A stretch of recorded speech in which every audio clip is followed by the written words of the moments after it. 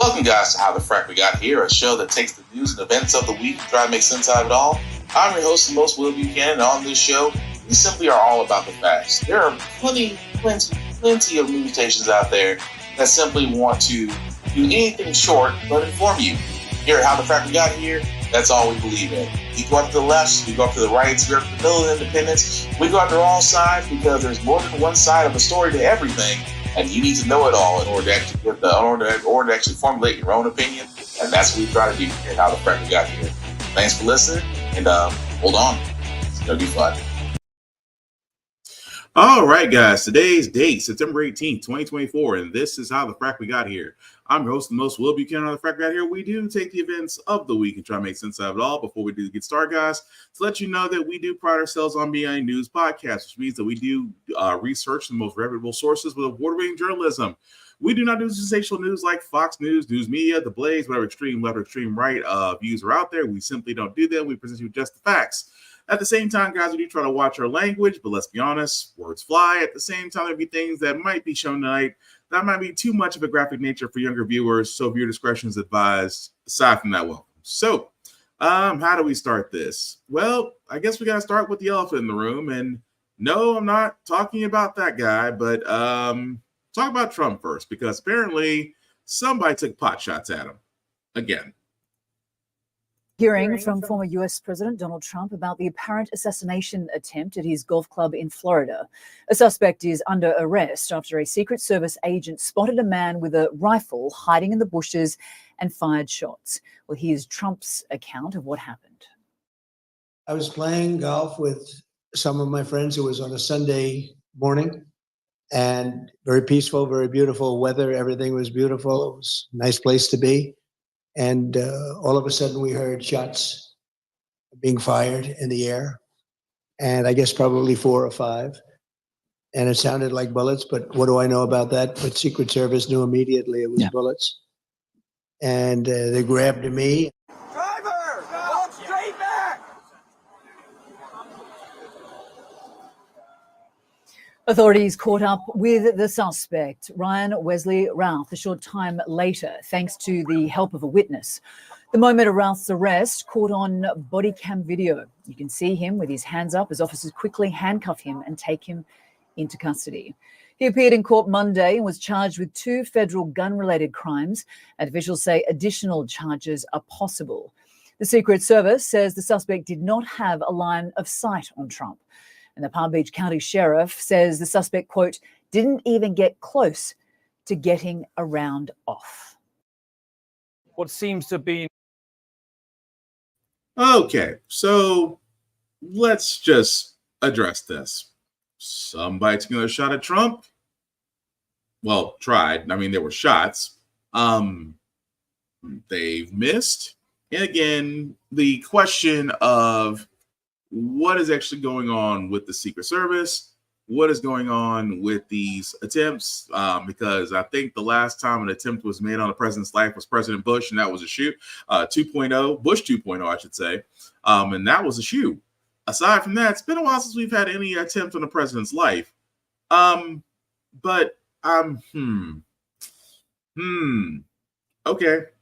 All right. I'm just going to go ahead and say it. Because a lot of people, myself included, we can't help but wonder here. What is it? Again, I know I said as a news podcast, we try to remain neutral. We try to remain Switzerland. But 2 attempts in less than 2 months. And I'm just going to come out and say it. There's no way I can fault the Secret Service here. I don't think I can fault the Secret Service. Number one, because, well, this feels staged. I know as a person who prides themselves on the integrity of delivering the news with nothing but facts for you to allow you to make up your own mind. I think we need to go ahead and say it. This is starting to go into stage territory. Because the reason why I say that is because look at Trump. Anytime something has happened, immediate donation on the donation emails, calls out, things of that nature, money gets raised, things get purchased off his website, money flows in. I can't help but wonder, and I say this all the time, I cannot help but wonder if any of these things, and we got to say the word. I think we have to say the word because it just needs to be said. It feels staged. It feels like sympathy, especially for the fact that Trump needs all the help he can get right now, especially when you think about it, especially with Laura Loomer, which we'll get into momentarily.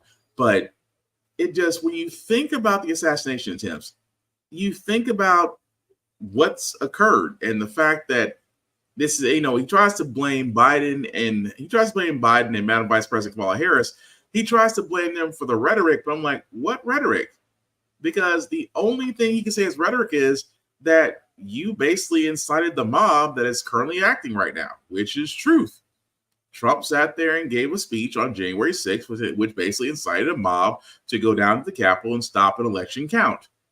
You incited the mob, and now you're trying to cry foul that the mob is now turning on you. However, Ryan Ruth, the guy that they did actually arrest, had camped out in Mar-a-Lago in the golf course just to get his shot at Trump. And again, I hate to say this, but I think we need to stop blaming the Secret Service. I mean, the original director of Secret Service stepped down. The interim director stepped in. So now that there's another failure, now the interim director now stepped down. I mean, I don't think it's the Secret Service's fault. I think there is a problem there. And I think the problem needs to be looked at as far as how these individuals, and keep in mind, this is the Secret Service. For anybody who doesn't know, the Secret Service basically can investigate like the FBI. They have the right to shoot on sight when it comes to the president's life. At the same time, they cover anybody who's ever been around when the president enters your city, much less your state, especially your city. I'm in Nashville. Whenever the president's here in Nashville, airport is shut down. Airport is shut down. Major interstates are backed up. Major interstates are cordoned off just because they're removing every potential threat that could happen to the president. Is it an inconvenience whenever the president's here? Yeah, because now you got to figure out a whole new way of getting around. But that just goes to the level of what the Secret Service can do. Do I think it's a fault on them? I don't think it is. Because again, this feels staged. This feels staged for sympathy. And although this is speculation, you can't help but look at the evidence. I'm like, and for lack of better words, when is the last time you've seen two people actually miss a target that close? Again, I'm not wishing ill will on Trump. The Simpsons have done that. And they have yet to be wrong, by the way. But again, the whole idea of it looks staged. But beyond that, I think Trump has also bigger problems now because as he has allies, he must now distance himself from said allies. Good Sunday morning. We are now just 51 days away from Election Day. And after the first debate this past week, the race is still incredibly close.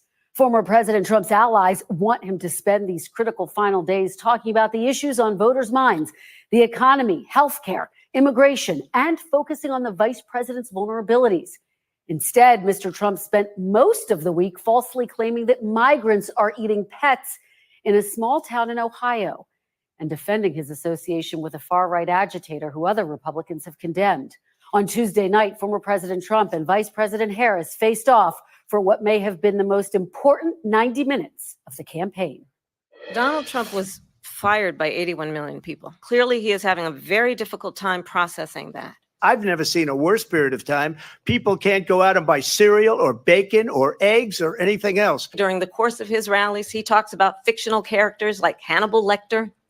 He will talk about windmills cause cancer. And I will tell you, the one thing you will not hear him talk about is you. We have the biggest rallies, the most incredible rallies in the history of politics.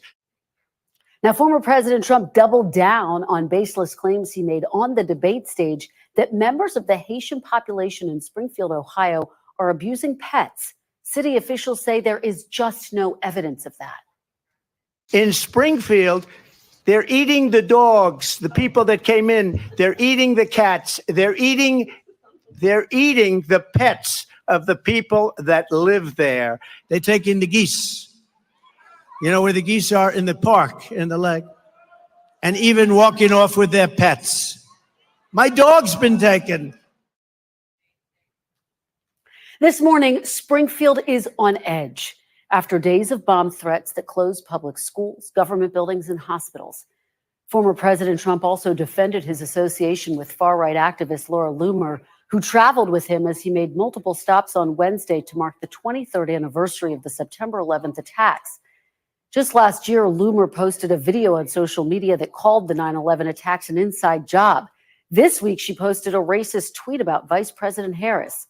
Some Republicans are condemning her. North Carolina Senator Tom Tillis writing, quote, Laura Loomer is a crazy conspiracy theorist who regularly utters disgusting garbage intended to divide Republicans. Trump allies tell NBC News that there are real concerns about Loomer and Trump's relationship and worry Loomer could cost him votes in key battleground states. During a news conference on Friday, Mr. Trump downplayed his connection to Loomer, but did not disavow her statements. What value do you feel that Laura Loomer brings to you? And has nobody told you about the conspiracy theories that she has promoted? No, I don't know that much about it. No, I don't. I know she's a big fan of the campaign, but I really don't know. What does she bring to you? I would say that, well, she brings a spirit to us that a lot of people have. We have very spirited people. Later, he posted on social media, Laura Loomer doesn't work for the campaign. She's a private citizen and longtime supporter. I disagree with the statements she made, but like the many millions of people who support me, she is tired of watching the radical left Marxists and fascists violently attack and smear me. So what's crazy is you now have Laura Loomer, who again is a conspiracy theorist. Much like everybody else, Trump loves to bring up because they will back Trump, because they've seen how lucrative it is to back somebody with a cult that follows him. On the simple fact of the matter, this is the same woman that sat there and said some shootings were hoax. The fact that he did win the election, he did win 2016's election. So it is crazy that Trump would sit there and say, oh, she's a wonderful person, and then turn around and sit there and say, oh, well, she's just a very excitable person, but she has nothing to do with me. It is crazy to me that for the simple fact of the matter is that Trump is allowed to have these people around him, especially in the sense that they can say certain things. Like, again, the whole thing that happened at the debate. Haitians are eating the dogs. They're eating your pets. Now, keep in mind in Springfield, which actually has a large Haitian immigrant population, things are a little bit testy now, only because one person saw it on a Facebook account, and yet Trump saw it because of Fox News saw it, and J.D. Vance, because he's basically Trump-like, decided to repeat it, has caused a lot of issues for that particular community. Former President Trump's amplification during the debate of a baseless online claim that Haitian immigrants in Springfield, Ohio are eating local pets has now led to a flood of threats in the city. Last night, organizers were forced to cancel a meeting at their Haitian community center. NBC's Maggie Vespa is in nearby Columbus, Ohio. Maggie, good morning. Hey, Willie, good morning. Yeah, a slew of headlines coming out of Springfield. And actually the latest overnight, Wittenberg University in Springfield canceling all in-person activities on campus after administrators said they received an email threatening a potential shooting on campus, specifically targeting members of the Haitian community. And in the safety alert that went out overnight to students and staff, administrators referencing that local uptick in threats against area schools, government buildings, and hospitals. All of this since Tuesday's debate, when former President Trump on stage repeated that viral and local officials stress baseless claim that Haitian immigrants in Springfield, Ohio are stealing and eating people's pets. And again, Springfield officials say that is patently false and there is no evidence or reports to support that claim. But nevertheless, the uptick in threats was enough last night to force members of the Haitian community to cancel what was supposed to be an in-person meeting at their community center where people wanted to talk about how all of this has been impacting them. People telling us outside what was supposed to be the meeting that they've been getting threatening phone calls. Parents have been keeping their kids home from school. And then we heard this story. I was talking to my friend like recently and said one of the Haitian guy got punched on his eye. How does that sit with, like, how do you deal with that? Actually, that's why we're here. We're trying to help with all these kind of things. Like, it's really, really, really bad here. Yeah, so amid all of this, former President Trump and his running mate J.D. Vance have continued to make Springfield, Ohio, and this viral online conspiracy theory a staple on the campaign trail and online. But again, Springfield officials stress there is absolutely no evidence to support this online rumor, adding they've combed through records with Springfield police, the local sheriff's office, and Ohio wildlife officials. Willie. So what's crazy is, and this isn't the first time Trump has done something like this, and I gotta stress this very heavily, that the sole fact of the matter is, for all those that don't remember before COVID, unfortunately when Trump was still president, when he sat there and insinuated, and again, he didn't say, he insinuated that those of Chinese Americans and those of Chinese descent may have been carriers because of the facility in China that may or may not have been the start of the COVID virus. And a lot of people don't, and you may or may not remember, we did cover stories to where that one little insinuation to multiple Chinese Americans getting attacked, saying, calling them carriers, fanatics calling them carriers, saying, you brought death upon us all. There was gruesome injuries. Thank God there was no murders, but it led to a congressional hearing to where the COVID-19 bill was put in place to prevent those, to actually bring on felony charges for those who were attacked. It did not protect China. And again, I want to stress it very heavily because the COVID-19 anti-hate bill that was put in was not merely directed at Chinese Americans. It was for those that were simply being attacked.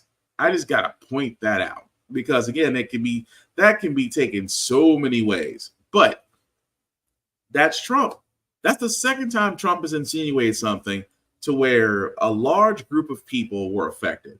Again, Haitians, nicest folks you can meet, and yet they have a large population again in Springfield, Ohio, where again one person, because it was a rumor of a Facebook post that caught fire, because let's be honest, right-wing media does not do their due diligence and research, to where they're still perpetuating the lie. Even right now on Fox News or Newsmax or whatever entertaining network it is, I don't really like to call them news stations because they're not, are still perpetuating the lie. And again, why? Because all you're doing is really showing your ass. You're showing your ass when it comes to this thing. You're showing your ass that you definitely should not be president. You are showing us that instead of us looking at Biden going, man, you're a little bit too old to be president, whereas we're now looking at you and going, you definitely should not qualify to be president, regardless of your age. So again, it makes no sense to keep perpetuating the lie, which I give those ABC monitors credit for fact checking him on the spot. And speaking of Donald Trump and debating, because for all those outside of Newsmax who didn't pay attention, Madam Vice President wiped the floor with him. But again, when you see Hillary debate Trump and now you see Madam Vice President debate Trump, we've seen two very educated women go against a failed con artist. Well, Trump is pretty much saying, I don't want a rematch for now. I wonder why. Because he's saying in complete Trump fashion, he is saying, well, I don't want a second debate because I've won. I don't know which debate he was watching, but the debate that we saw said otherwise, for simple fact of the matter, because Madam Vice President Harris sat there and showed compassion, intelligence, and even fact-checked him a little bit, right along with ABC moderators there. But Trump still believes he won. No, you pretty much got your ass handed to you. That's why you don't want another debate, because you cannot risk losing more votes. Although it is still crazy how many people out there would still vote in Trump after he lied about how Haitians are eating dogs, after he literally lied about winning the debate, was literally unprepared, tried to literally get Kamala to get in the mud with him, and she chose not to. At the same time, decided to call ABC fake news. which again, ABC had the right, before we get into the next story, ABC had the right moderator set up. No audience, two moderators, fact checking in real time, muting their mics. Now, I'm not saying Madam Vice President got them all right. There was a few that she kind of overstated or overstressed the truth on. But Trump had about at least 35, and that's just being generous on the lie, on the BS that he told during the debate. But yes, I can understand why you may not want a second debate, because again, at this point, you're going to pretty much hand the presidency off to the first woman to ever hold that office. Again, we hope. Okay, well, I tried to avoid it enough, but unfortunately, we cannot avoid it. Usually, I don't really talk about pop news here, but guys, this story, it's literally and figuratively has to be said, has to be talked about. Yes, it is graphic, viewer discretion and trigger warnings, all the above. But yeah, it seems Diddy done. Diddy Combs arrested in Manhattan after a grand jury indictment. Our senior investigative correspondent, Aaron Kotursky, is at the courthouse and has the latest. Good morning to you, Aaron. Good morning, Robin. Sean Combs spent the night in federal custody after he was arrested on a 3-count federal indictment charging him with racketeering conspiracy, sex trafficking by force, and prostitution. Federal prosecutors here said Combs abused, threatened, and coerced women and others around him to fulfill his sexual desires, protect his reputation, and conceal his conduct. Hip-hop mogul Sean Diddy Combs seen here just hours before his arrest in Manhattan last night, taking pictures with fans. Federal agents with Homeland Security investigations later taking him into custody at a hotel in Midtown following a nearly year-long investigation into human trafficking. Diddy's attorney says we are disappointed with the decision to pursue what we believe is an unjust prosecution. Diddy has been under criminal investigation since his former girlfriend, Cassie Ventura, accused him in a civil lawsuit of sexual and physical abuse. CNN obtained this disturbing hotel surveillance video from 2016, purportedly showing Combs attacking her, throwing her to the ground, kicking her, and trying to drag her away. The lawsuit was settled with no admission of wrongdoing, Combs issuing an apology video. I mean, I hit rock bottom, but I make no excuses. My behavior on that video is inexcusable. 10 more civil lawsuits followed Cassie's, alleging sexual assault, physical violence, and human trafficking. His accusers paint a dark picture of a sexual deviant who preyed on young women and men looking to make it in the industry, plied them with drugs and alcohol, and forced them into sex acts, all of which Combs has denied. The criminal investigation spilled into public view last March when HSI agents raided Diddy's homes in Los Angeles and Miami. Stimulate your mind, strengthen your spirit. He shot to fame in the 1990s, launching the label Bad Boy Records and the successful careers of Mary J. Blige, Usher, and Notorious B.I.G. Expanding his brand and empire into fashion, fragrances, and alcohol.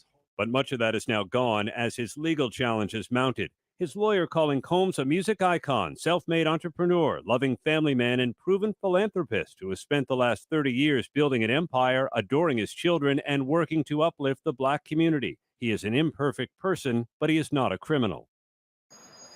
Diddy knew this was coming, George. His attorney said he came here to New York 2 weeks ago, anticipating the federal charges. George?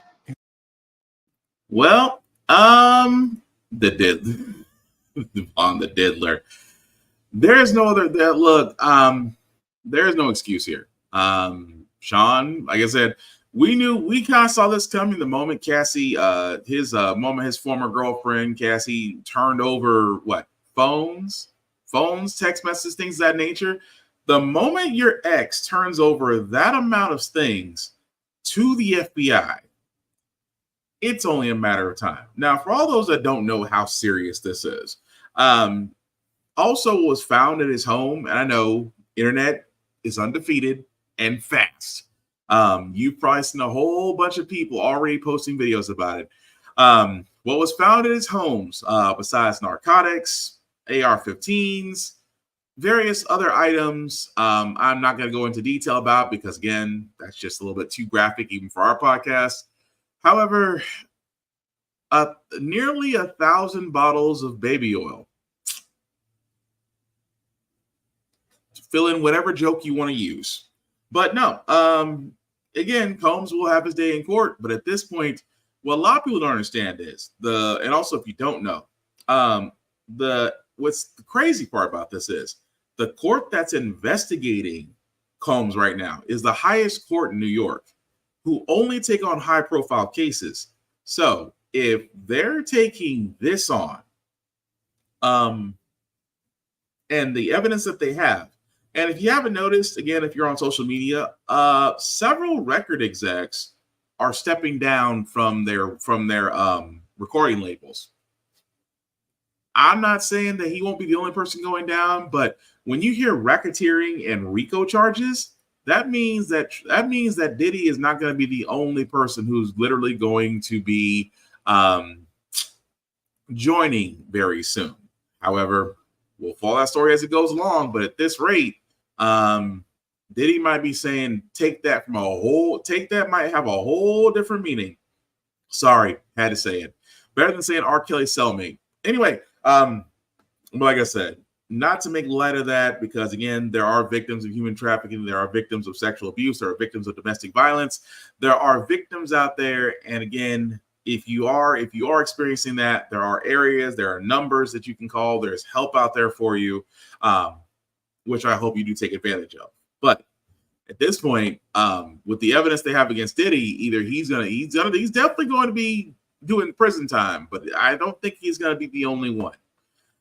But still, not to go into direct detail, the details of the case are really, really graphic to talk about, in which we won't do here.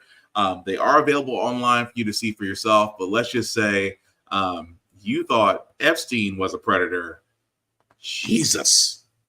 That also being said, guys, we do want to transition back to school shootings because, again, they're not playing around with school shootings. Again, they're not playing around with threats. They're not playing around with pranks. And you don't believe me, one Florida sheriff has took it upon his hands to finally sit there and say enough is enough. A stockpile of weapons was found in a Port Orange student's room. The sheriff says there were various airsoft-style rifles, pistols, fake ammunition, knives, and even swords. According to the arrest affidavit, the student also had a kill list with several names, and the paper even appeared to have stab marks. Monday morning, the 11-year-old was taken into custody. He allegedly threatened to shoot up Creekside or Silver Sands Middle, the school Mike Foster's kids went to. Life is not a video game. Life is real. If you get hurt, you get hurt for real. I mean, that's it. And it sucks that they have no respect for life. The tip came in through the Fortify app after the 11-year-old allegedly got on a group FaceTime call and showed all his friends his weapons. The guns look real, and at the time, the other students didn't know they were fake. The boy is now charged with a felony for making a written threat of a mass shooting. It's really sad, but you don't know what's going on with the parents. You don't know what's going on with the people around him, and it's horrible. It's so sad. When questioned by deputies, the suspect said it was all a joke, but the sheriff reminds students and parents these threats are disrupting school and consuming law enforcement resources. Any student who makes a threat will face serious consequences. Parents will also be held accountable. Reporting in Port. Which again, because again, this is the aftermath. I mean, we just had a story here in Nashville where a woman whose daughter was being bullied, but decided to take it upon her hands to literally bring a gun to the situation. She's now going to be facing charges. They're not playing about this no more, and rightly so, because again, we've seen the Georgia shootings. It's been 12 years since the Sandy Hook shooting, and again, folks are fed up. So what's going to happen now? Now the punishments are going to rack up. Now, in this case, if you decide that whether you're a prank or whether you're for real, if you're found out, the book's going to be thrown at you. And you can't complain. And we won't complain either. Just because the fact of the matter, it's the whole idea of safety. Kids want to go to school to learn. They don't want to have to worry about whether or not I'm going to get shot in school. That's the big thing. But I'm not going to feel sorry for that kid because it was all a joke. Well, now you're about to find out what it means to be a felon. Right along with Trump. But I digress. Again, this is the aftermath of just honestly, law enforcement and parents are just fed up with school shootings. However, I do wonder where the parents of that child were, because again, much like the Georgia shooter, that dad literally gave his son a gun for Christmas. I can only imagine how that kid got to. I mean, I can only imagine that kid's parents as far as their mindset for him, because they'll probably sit there and say, well, he didn't do anything wrong. He didn't mean anything by it. Really? Tell that to other parents whose kids thought the same thing when their little bundle of joy decided to go shoot up a school. Yeah, I thought so. Moving right along, guys, I wanted to cover this part because, again, Trump and his Georgia case is being pushed back because reasons. At the same time, new charges are definitely being filed. In the alleged hack of the Trump campaign. What can you tell us about that? Yeah, so back in August, so last month, there was a hack of the Trump campaign emails. So officials, senior officials on the Trump campaign, one of whom we reported was Susie Wiles, one of the co-chairs of the campaign, their emails were hacked and allegedly hacked by the Iranians. The Iranians gained access to information, including vetting documents that the campaign was using to vet Trump's potential VP nominees. So that was vetting documents of Rubio, Doug Burgum, and of course, J.D. Vance. Now we know, at least according to our sources, that charges are expected to be filed in the coming days. We don't know who will be involved in those charges, but I do know from speaking to sources that the Trump campaign was made aware that charges will be coming as soon as next week. And the Fulton County judge overseeing Trump's Georgia election interference case tossed out 3 more counts in that indictment. So Trump's now facing 8 counts instead of the original 13. What more can you tell us about those charges and what comes next? Yeah, so in terms of what comes next, we're essentially where we were before this. Of course, all these motions to dismiss have been filed. The judge will continue to rule on certain aspects of this. But in terms of the next steps here, we know that it's on hold pending various different appeals, the cases at least. But oral arguments in the appeal are currently scheduled for December 5th. Of course, that's a month after the presidential election. That will be the next big deadline in the case that you'll see. So for all those that are wondering, basically what's going on is that there may have been an issue to where there was actually a security breach, and it was on the fault of the Trump organization. Even so, DA Fani Willis is chomping at the bit. For all those that don't remember, the Georgia case is where basically he decided to call the Georgia Secretary of State and ask for 11,500 plus votes in order to actually win the state. Nothing screams election interference like asking the state representative to find more votes.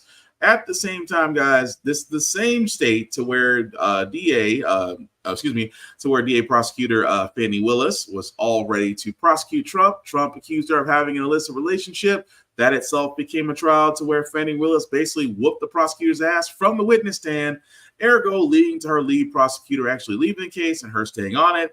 Then they tried to extend it because they really just want to get rid of Willis, but Willis isn't going anywhere. In fact, Willis and her team are chomping at the bit to prosecute Trump. Now, keep in mind, this is probably going to be the one case outside of his FBI documents case that could completely derail him from the presidency, because this could be seen as treason. Now, does that mean that we're going to see this case? We'll see this case at the election, because again, Trump has made to the point to where he has pushed back, to where he has literally pushed back basically the hammer. I mean, we know it's coming. He is going to be eventually facing a trial.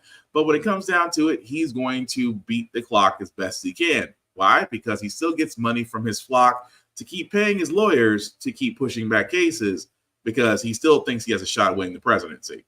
Go figure. But moving right along, guys, I want to cover this news as well before we get to the Boeing strike. Sam's Club, a nice little place to shop in bulk, will raise its pay to catch up with Costco. Keep in mind, guys, Costco just announced last week that they will basically be raising their minimum wages to $16 an hour. Sam's Club, not to be outdone, decided to do the same thing, raising their minimum wage to $16 an hour starting in November. I'm not saying it's a bad thing, because it needs to happen. For the simple fact of the matter is, Costco is basically paying their attendants really anywhere from $16 to up to $24 an hour, if memory serves right. Sam's Club is going to do the same thing. Why? Because again, I cannot stress this enough when I say this. People really want to work. People want to work one job to where it covers their house, covers food, covers utilities, covers some luxuries every now and then. But people just want to work one job. Now, don't get me wrong, if you want to hustle and get your side gigs on, more power to you. But for a lot of individuals, they just simply want to work one job. And at the same time, if companies are not paying a living wage, well, guess what workers are going to do? Workers are going to go wherever the money is. And if the money's good, they'll go. There's no such thing as corporation loyalty, as there shouldn't. Corporations will cut you the next day and then rehire somebody else with less pay in your place. Of course, you should do what's best for you. So, it's not a surprise that Sam's Club is doing that. That's self-preservation, because they know if there's a Costco in their area and they're hiring, they could lose their workers, simply put, because they were being cheap. But, they have no problem paying their executives. Just saying. But speaking of speaking of a company who's going to have a lot of issues, Boeing, which we thought was going to have a done deal, concerning that the union, the Teamster union and Boeing almost reached an agreement until the people in the union pretty much sat there and said, F you, Boeing, we're going on strike. One of America's largest companies suffering yet another blow that could have global ramifications. 33,000 workers walking off the job at Boeing, union workers demanding better pay. Production of new planes already being affected. It's just the latest in a growing list of setbacks for the company. ABC's Alex Perez reporting from Washington State. Tonight, new concerns about possible ripple effects to the U.S. economy after more than 30,000 workers walked off the job at the embattled jet maker Boeing, America's single largest exporter. The machinists, a fifth of Boeing's workforce, mostly in the Seattle and Portland areas, on strike after rejecting a deal that included a 25% pay raise over 4 years, far less than the 40% the union wanted. Workers also demanding a return to pension plans. Everybody's upset. They didn't come up with a good package that helped the senior people for retirement. Dave Hendrickson, a 14-year Boeing employee, says workers deserve more. So how long are you willing to strike? As long as it takes. Tonight, production of Boeing's popular 737 MAX jet and its 777 grinding to a halt. The company now set to lose an estimated $108 million a day.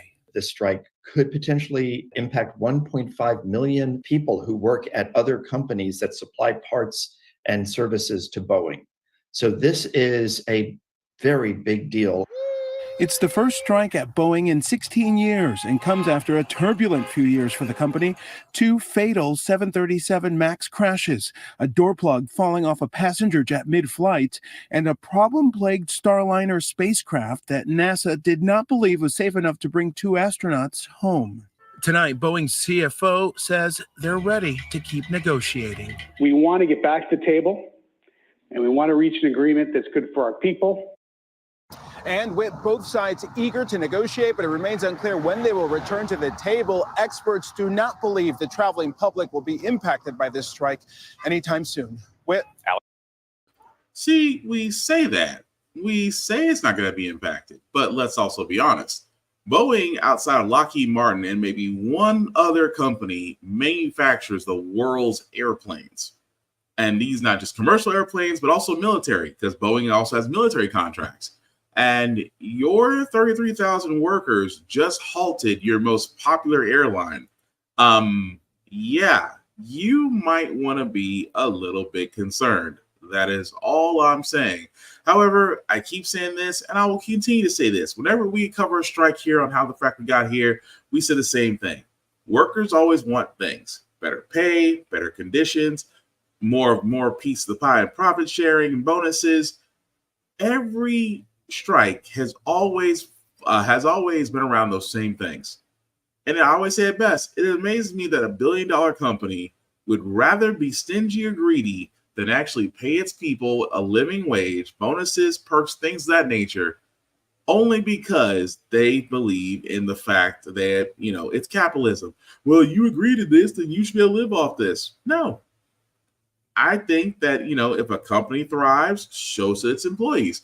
And, it'll be interesting to see what Madam Vice President does, because as she is trying to tackle those things in her candidacy, in policies, which, by the way, have been very progressive, I'll be curious to see what she does with this. But at the same time, Boeing's got an issue. Not only do you have two planes that were under heavily scrutiny, the FAA is almost threatening to shut you down. And on top of that, you have a workers issue. I expect another Boeing CEO will probably be getting a golden parachute on their way out. Again, it amazes me that only as a CEO could you basically muck up a company, and on your way out, here's $70 to $85 million for your trouble. Only in America. But we'll keep up with the strike because again, unions do work. And I cannot stress this enough. If there's a union in your area, please join it. You work better as multiple voices than one person trying to negotiate with the company. Because trust me, the company will not listen to just one person. But the company has no problem, but the company has no choice but listen to everybody. Unions work. Simple and plain. But speaking of things that are probably going to be costing a little bit of a penny, the University of Tennessee at Knoxville is adding on a 10% fee for football games tickets next season to pay its players. Keep in mind, NIL deals are a thing now, and of course, college athletes, in my opinion, should be paid. So what the University of Tennessee is doing is saying, oh, well, instead of us just eating the cost for paying these players, we're going to ask our ongoing patrons to pay an increase in ticket prices. Now, keep in mind, guys, if you've never actually been to some of these college football games, ticket prices can be extremely high, depending on 1, where you're going, 2, where you're sitting, and 3, who the opponent is.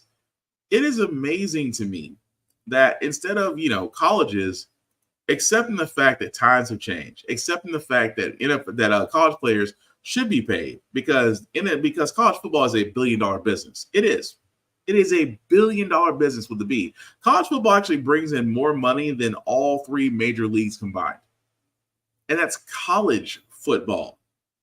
And yet these players out here who put their lives on the line and their bodies for 4 years, yeah, I don't blame them. Get your money. But it amazes me that colleges refuse to eat that cost because, well, they've been enjoying the profit sharing. It's kind of like a corporation and its workers, except now the workers can get paid whatever they want and colleges are scrambling. Not surprised, but then again, I'm Roll Tide. So let's see how long that lasts. Although the ticket prices are going to be going into effect next season, which means that expect some shocking numbers to pop up, if you will. But as we're getting close, guys, to wrapping up this podcast, 2 stories we want to cover because it amazes me. I say this before the election season that yes, Roe versus Wade was struck down. Yes, several states had abortion laws already in effect to be triggered once that was shut down. However, the Senate tried to push forward with IVF treatments. And it's funny that even idiotic felon Trump said that he's not against IVF treatments for those that are looking to actually have kids. The bill was on the floor, and it's now dead. Joining us now, NBC News Capitol Hill correspondent Sahil Kapoor. So what's happening on the floor right now? Hey, Katie. Well, the bill is on track to fail, much as we expected it would. The gavel hasn't dropped yet, but Senate Republicans have already put up more than 41 votes, which is what they need to filibuster it. In other words, it will not get the 60 votes that it needs to move forward.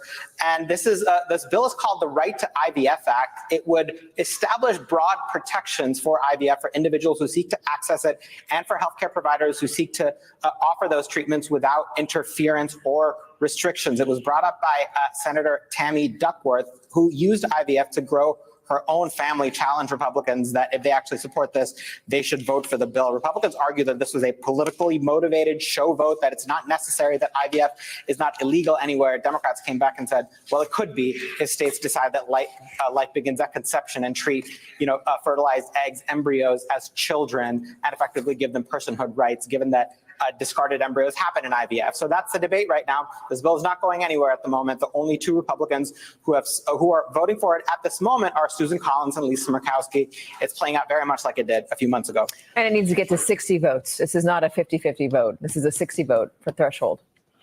That's correct. It needs to get 60 votes to move forward. And I just spoke to Senator Tammy Duckworth about the path forward. She said the way this bill can pass is if Democrats win the trifecta. If they win the presidency, the House, and the Senate this fall, they expected to get the votes in the House. And Tammy Duckworth told me that she believes Democrats would lift the filibuster, pierce the filibuster essentially to pass this with 50 votes. That's a bold prediction, but that's the only path this bill appears to have. I should add, Katie, that Republicans have a narrower bill of their own by Katie Britt and Ted Cruz that would cut off Medicaid funding for states that prohibit IVF. Republicans have insisted repeatedly that they support IVF. They're not opposed to it. They believe this bill goes too far. And of course, this all comes after a recent debate between Kamala Harris and Donald Trump where this issue came up. It flared up. Kamala Harris said that under Donald Trump's abortion ban, states can, enact restrictions that threaten IVF. Trump came back and called himself a leader in fertilization, a leader in IVF, insisted that he supports the procedure. But of course, the policy details, how it's actually protected, that is still a partisan fight between Democrats and Republicans. Okay, so long story short, Republicans are full of shit. They are. It is amazing to me that Republicans really do see women, and I'll say this again, and I've yet to be called out on this. Republicans see women as broodmares. Handmaid's Tale, they see that as an actual way of life. They don't think, forget the fact that they don't think a woman's body is hers, because here on How the Frack We Got Here, we are definitely pro-choice. What a woman does with her body is her business and her business alone. A group of old white men cannot sit there and tell a woman what she can do with her body, because again, if men were on that same scrutiny, there would be riots everywhere. But it is amazing to me that Republicans are sitting there saying, well, we're not against IVF treatments. We're not against parents, because that's what was an abortion. Abortion did for a long time cover, blanket IVF, which a lot of IVF facilities were like, well, we're not going to go to jail because you want to get pregnant. Sorry. So now the Dems called them out on it. It's like, oh, you do support IVF. Okay, let's go ahead and push this bill through and codify IVF treatment so they can go ahead and do it. Passes the House, fails on the Senate floor. Why? Because every Republican voted against it. But it's amazing how every Republican will vote against it, even though in plain English, it is protecting IVF to allow potential parents to try to sire children that way. And Republicans blocked it. So tell us again how Republicans are pro-life. You are not. You're pro-birth. But the fact that anytime a Democrat does submit something, it's almost a knee-jerk reaction for Republicans to reject it. Don't believe me? Check healthcare, check immigration reform, check the VA, check overhaul on progressiveness, on progressive issues, check universal basic income. Anything a Democrat has submitted on behalf of the nation, a Republican has rejected it. Well, most Republicans have rejected it. IVF is no different because it's symbolic. It's really just saying, Republicans are pretty much saying, hey, if you're not old, you're not white, and you're not a guy, we're not here for you. Which amazes me that there are women who are Republicans and there's such thing as a black Republican, which to me sounds like an oxymoron, but I digress. It is going to, like I said before, whenever there's a lame duck session, which means that one party controls the House, one party controls the Senate, nothing barely gets done. Unfortunately, the only way a change is actually going to happen for our country is that one party is going to have control of both ends to ensure that laws are passed. You have to have the House as well as the Senate. If Madam Vice President Kamala Harris does win, does she get those things? Hard to say. But we would be remiss there and think that just because she's president, that's it. We said the same thing about Barack Obama. And what happened? You had an entire House and Senate of old, angry white men against you. And he actually didn't break even until a second term when he actually got the help he needed. Hopefully, Madam Vice President Kamala Harris will fare better, but still, she's got to beat Trump first. But speaking of Madam Vice President, as we get to our last bit of news before we get to our feel good segment, guys, Sandy Hook was nearly 12 years ago. Those, and as you can see in the picture right there with Madam Vice President, are some of those kids now who are just turning 18 and becoming potential voters, who are going to be voting in this year's election. Now, think about that. Sandy Hook, another school shooting which captured the nation, where well over 12 plus people lost their lives. And yet the survivors here are talking about how they're voting. And I cannot stress enough that in order for some things to actually change, that we really should be looking at history. We don't want to repeat history. We need to be doing it differently. Because I can already tell with these kids who are now turning 18, they're not going to sit there and just take it as it is. I mean, I keep on saying voting matters, and that as the years go on, the voting dichotomy does change. The paradigms do shift.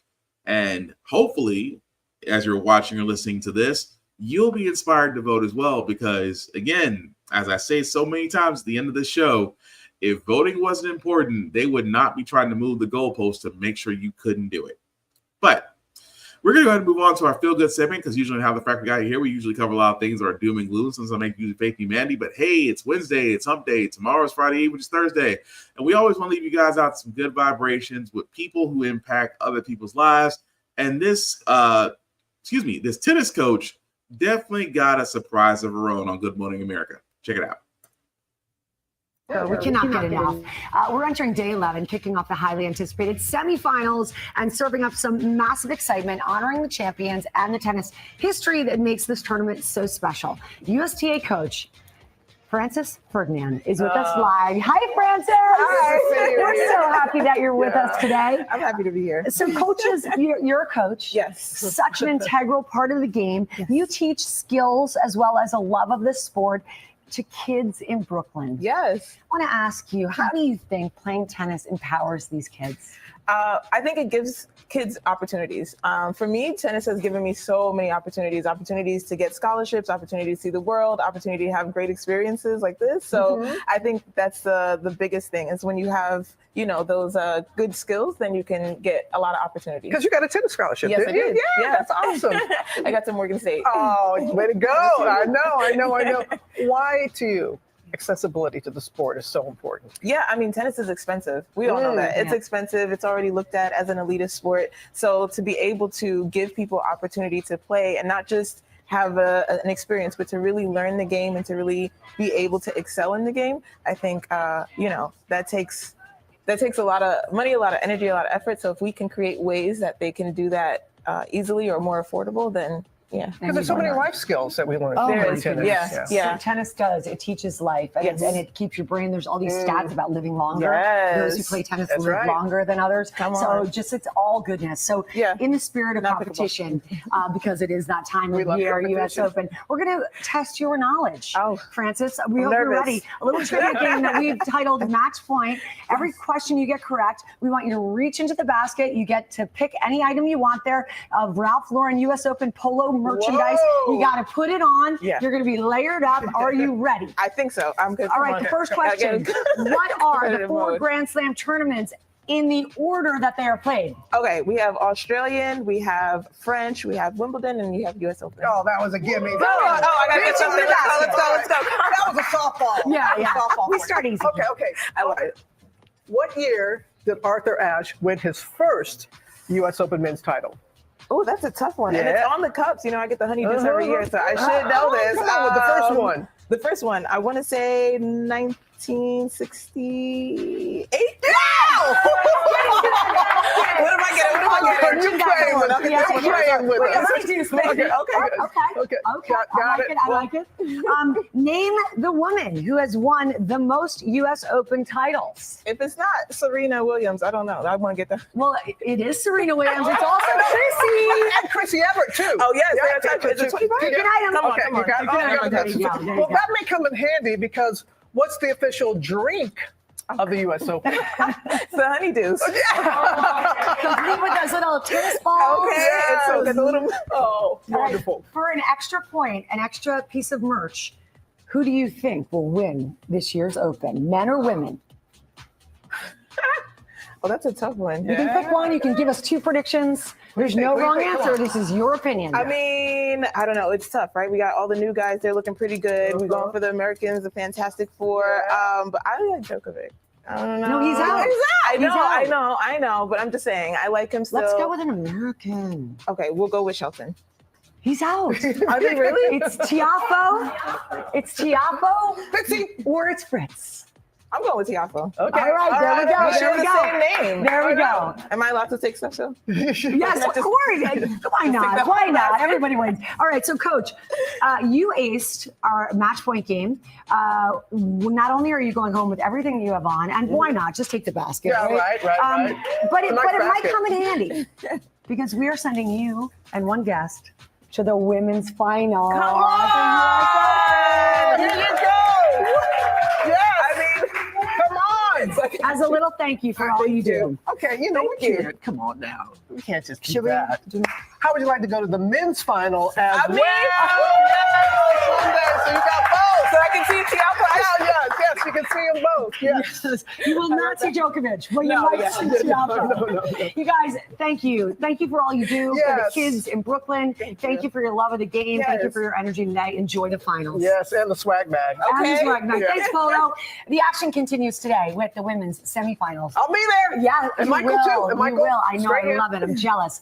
As Americans, Emma Navarro and Jessica Pegula take on Arina Sabalenka and Karolina Muchova. You got that. Yeah, she's the So that's great. I always love to see. I love to see when people do great things. They actually, get their flowers, get rewards, things of that nature. And again, it always makes me feel good. Like I said, I clap and applaud for others until it's my turn. But until then, I grind. I dig it. But that's going to do it for this podcast, guys. I thank you all for liking, for watching, for letting people know this is live. I certainly appreciate that. Again, I always say like, share, and follow. As my friend the Reverend would say, like, and share, and follow costs nothing, but means everything. So definitely like, share, and follow this podcast. I cannot stress this enough. Follow me, Black_Spartan615 on the socials. Happy to talk to anybody about not just current events, things of that nature. Just don't make it weird. I don't want to block you. The link at the bottom, guys, will make that a little bit bigger for you guys to see. If you copy and paste that link into your browser, taking my link tree, that's YouTube and Facebook groups for all of our podcasts.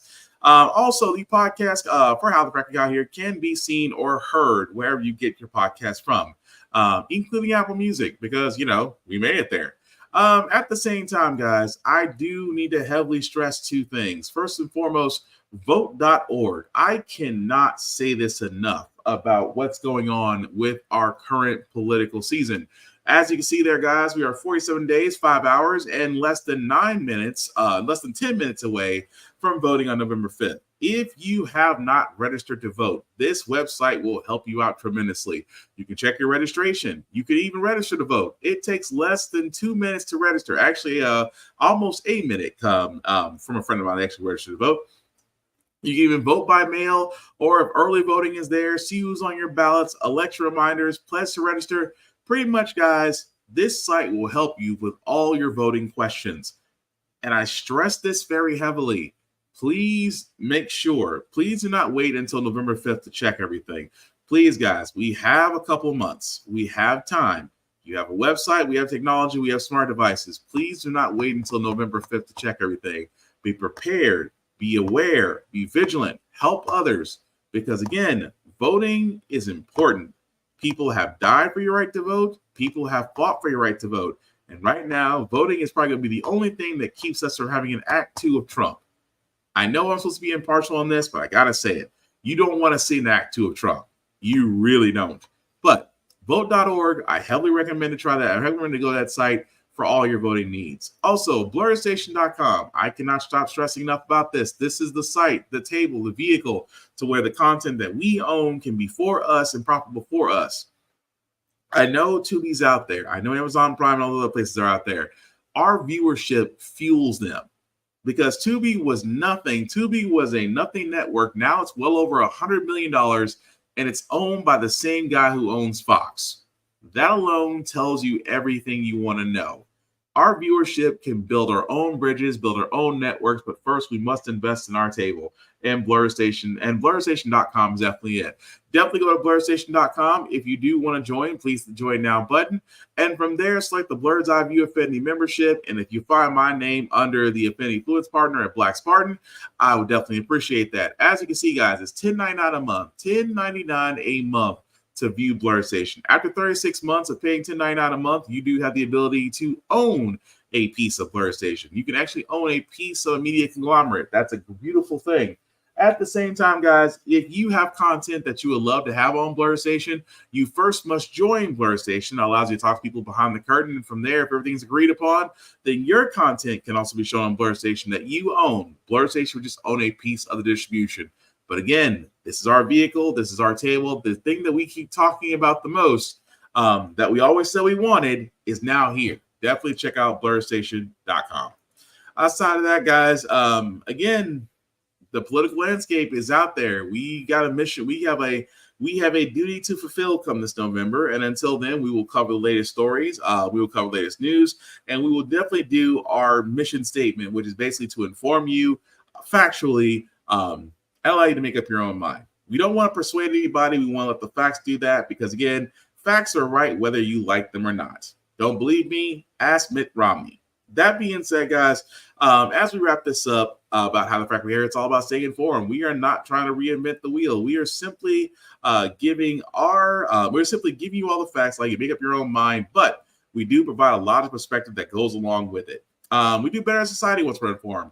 We are progressive. We move forward. We try to right our wrongs by making decisions now that we should have done back then, like electing our first Black woman to the Supreme Court, electing our first Black woman to federal board of governors, and very hopefully soon electing our first Black woman to be president of the United States. Hopefully. We don't learn from history or doomed to repeat it. That's what we keep asking ourselves. Why does everything go up at our paycheck? Why are we electing different politicians to still the same old game in Congress? And most importantly, how the Frack We Got Here.